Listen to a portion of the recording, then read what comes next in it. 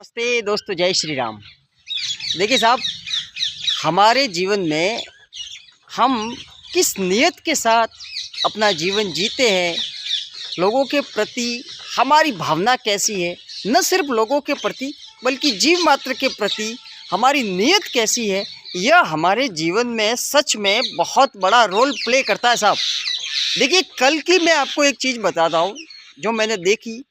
कल होता यूँ है कि शाम के समय में हम लोग बैठे थे, आराम से टीवी देख रहे थे, तो मैंने ऐसे ही चैनल बदला। चैनल बदलते ही कृष्ण लीला चल रही थी, तो थोड़ी देर में देखने के लिए रुक गया उसी चैनल पर। ठीक है साहब। तो एपिसोड कुछ इस तरह से चल रहा था कि हिरण्यकश्यप का, राक्षस जो हिरण्यकश्यप था ना, उसका पुत्र था प्रहलाद। ठीक है, आप सबको पता ही होगा। ठीक है, तो वो विष्णु जी का परम भक्त था साहब। तो हिरण्यकश्यप उसे मारना चाहते थे कैसे भी करके। उसने प्रहलाद को पर्वतों से भी नीचे गिराया, ठीक है, पानी में फिकवाया, फिर भी भगवान उसके साथ थे, तो प्रहलाद का कुछ भी बिगड़ा नहीं। ठीक है साहब। तो ये हिरण्यकश्यप के लिए बहुत बड़ी समस्या बन गई कि भाई अब इसे मारा कैसे जाए। इसकी तो हर जगह से भगवान इसकी रक्षा कर रहे हैं, अब इस बंदे से कैसे निपटा जाए। तो हिरण्यकश्यप की एक बहन थी जिसका नाम होलिका था। उसे स्वयं परम पिता ब्रह्मा जी के द्वारा वरदान प्राप्त था कि भाई अग्नि उसका कुछ नहीं बिगाड़ पाएगी, यानी कि वो अग्नि में नहीं जलेगी, अग्नि उसे जलाएगी नहीं किसी भी हालत में।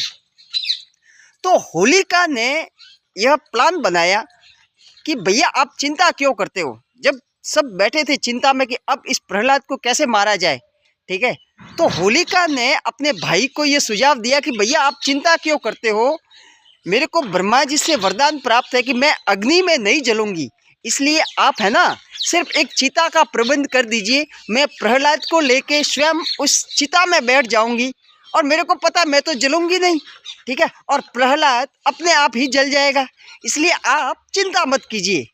तो दूसरे दिन हुआ भी यूँ। तो भाई हिरण्यकश्यप ने एक चिता का प्रबंध करवाया। ठीक समय पर होलिका भी वहाँ पर आ गई और प्रहलाद को अपनी गोद में लेकर वो बैठ गई। परंतु साहब देखिए, यहाँ पे ये सोचने वाली बात ये थी कि होलिका की नीयत खराब थी साहब। उसका इरादा सही नहीं था। उसका इरादा हिरण्यकश्यप के पुत्र प्रहलाद को जलाने का था, और इसी इरादे की वजह से, उसी नीयत की वजह से, इसी इंटेंशन की वजह से होलिका खुद जल गई। ब्रह्मा जी का वरदान होने के बावजूद भी होलिका दहा दहा करके जलती रही और प्रहलाद का बाल तक बाका नहीं हुआ। सर, कहने का मतलब सिर्फ इतना सा है और एकदम साफ सुथरा है कि जीवन में है ना, आप अगर चाहते हो कि किस्मत आपका साथ दे, भाग्य आपसे रूठा ना रहे, भाग्य आपके घर में हमेशा आपके साथ बना रहे, तो साहब अपना इरादा किसी के प्रति गलत मत रखिए, नीयत कभी किसी के साथ गलत मत रखिए साहब। क्योंकि वो कहते भी है ना कि साहब नीयत तेरी अच्छी है तो किस्मत तेरी दासी है, और कर्म तेरे अच्छे हैं तो घर में मथुरा काशी है। इसलिए साहब नीयत साफ रखिए हमेशा, चाहे लोग आपके प्रति कैसी भी नीयत रखे, वो उनका मैटर है साहब, वो उनका नजरिया, वो उनको देखना है साहब।